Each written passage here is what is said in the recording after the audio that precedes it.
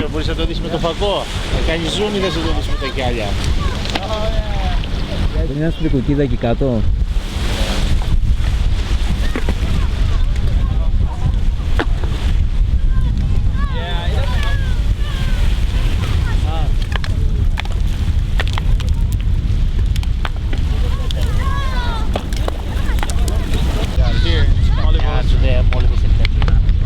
The island is quite well organized. If you come here, you need to prepare to meet this. Yeah. You need to see it. No, it's very beautiful out here. Not more than what I expected, I think, for an island. Where are you from? From the U.S., Which place? Texas. I see Islamic Relief USA. Yes, It's yeah. an NGO.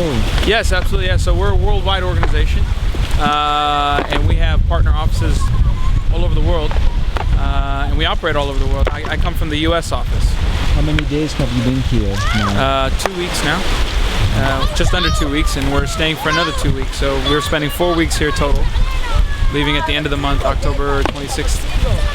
And my role in the organization is the disaster response coordinator inside the U.S. So I respond typically after tornadoes, floods, hurricanes, that sort of thing. And we deploy volunteers and assist. But this is my first time being on a deployment outside of the U.S. And this particular deployment is it's a totally different experience because I'm telling everybody that usually when we respond in the U.S., it's after a disaster has occurred, and then we come in and we respond and we help out the people. This disaster just continues to happen every single day. And I don't want to use the term disaster, it makes it sound bad, but it's just, it doesn't end, you know? Every day we think we have the situation under control, and then all of a sudden we'll have a surge of boats, or we'll have an issue like last night in the harbor where the Coast Guard had rescued a boat in the middle of the water at night, and then we heard that there was a child that was critically injured, and everyone rushed and doctors were there and everyone tried to help this little 1-year-old baby, but we were unable to save the baby, and the baby passed away. So every day it continues to be something different. It's not the same day twice. It's a real eye-opener, especially when you hear about it on TV and on the internet and things like that. But then when you come here and you see it in person, and you see what people are risking to just make it here, you know, it makes me wonder how bad is it on the other side that they're risking their 1-year-old babies, or even we had a lady bring her 5-day-old baby in these little rubber dinghies. You can't really put it into words. So you chose to be here. I asked to deploy when they were looking for Arabic speakers and things like that. But again, they would have sent me anyways because I'm a part of that role. But the other guys that are here with me, they're all volunteers. They chose to be here. They chose to give up 4 weeks of their lives and put work and school and all those things on hold, and chose to come here and help in any way possible. And it's not just me, it's not just my team, but there's so many people that we've met here that have come from literally all parts of the world. Europe, I've met people from the UK, Iceland, Norway, Holland. I've met people from Australia, just pretty much anywhere you can think of. And most of the people here have paid their way to come here. You know, they're not coming with an NGO. They saw it on TV. They're like, I couldn't just sit back and watch. I had to do something to help, and they pay their ticket, their hotel, everything, and they come out here and help. And beyond that, the locals, the Greek people here, have been doing nothing short of an amazing job helping these people, doing what they can for them, even though they're, you know, the situation that they're in. The Greek economy is not the strongest economy in the world. This particular island relies heavily on tourism, and even that has been diminished because of what has occurred. And yet they still welcome them with open arms. And they may not have much, but they give 200% of what they have for these people, and it's really, really heartwarming. So you're in the middle of a 4-week stay. How do you feel emotionally and bodily?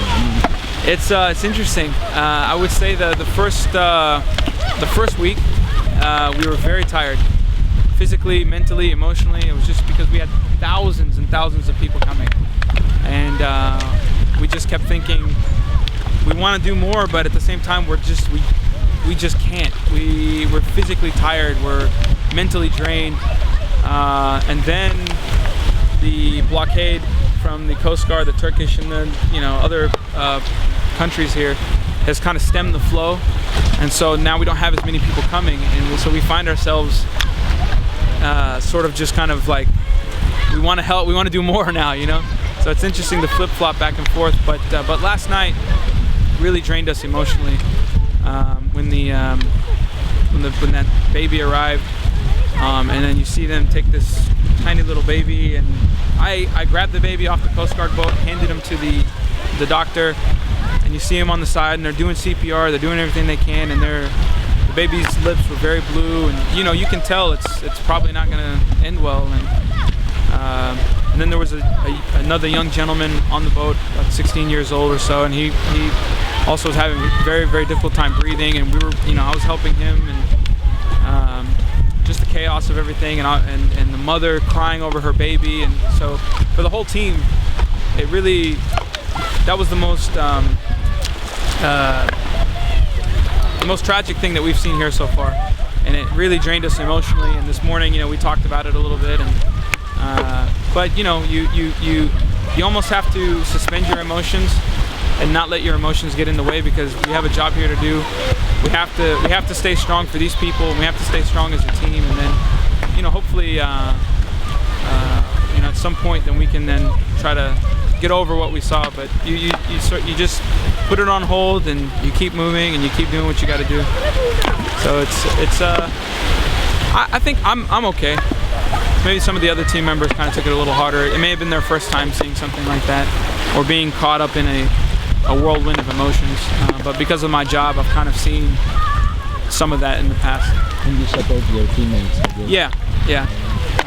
Train them in psychological first aid, and how to recognize signs of emotional distress in people that we help, but also how to recognize it within themselves, and teaching them to take a step back. And if you've got to deal with something emotionally, then go deal with that. Don't do it in front of people who need your help, because if you look emotionally vulnerable, then you give off a sense of hopelessness to the people that you're helping. You have to, if you have to, then do it on the side, on your own. Don't cry, don't be upset, because we have to stay strong, so that these people, when they come over, they feel hope, and they feel like that they're gonna get help. Practically, you help them. So our organization has been doing a multitude of things, but probably the two most important things is we've been assisting with language translation, because our team, we've got folks here that can speak Arabic and Farsi, so it helps with a couple of things. It helps obviously convey correct information to the refugees when they arrive, what's going to happen to them, letting them know they're safe, that they're not going to be sent back. That the people here, the Greek people are welcoming them with open arms. They're friendly, but it also, from a psychological standpoint, it calms them down, calms their fears. When they arrive on shore, and the first thing they hear is somebody speaking their mother tongue, they feel safe, they feel at ease. So it does both of those. The other thing that we've been doing here, we did for a while, was food distribution in the main camps in Mytilene. And that, as of now, that operation has been finished. We may continue another operation in the coming weeks or months. But right now, the bulk of what we're doing is, again, the translation and assisting people with getting information, letting them know, what the next step is, what's going to happen to them, and easing their fears. Are you returning back home the same person as you came here? You think? Definitely not. I certainly will return home with a totally different sense of appreciation on life and the world dynamic. I live in the U.S. I at times think I have a hard life sometimes. Bills and responsibilities and things like that. But I have no problems whatsoever compared to what some of these people have gone through.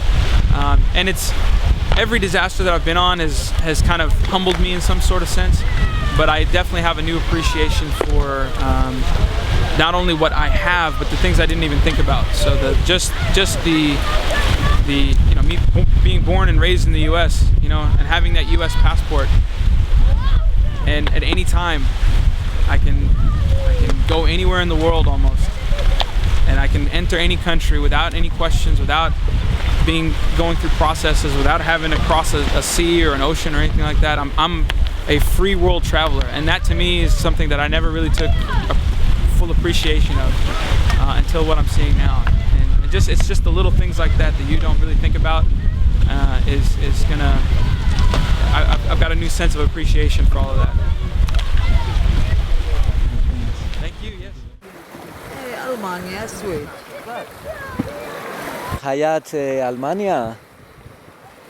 والله ما بعرف هلا رايحين وين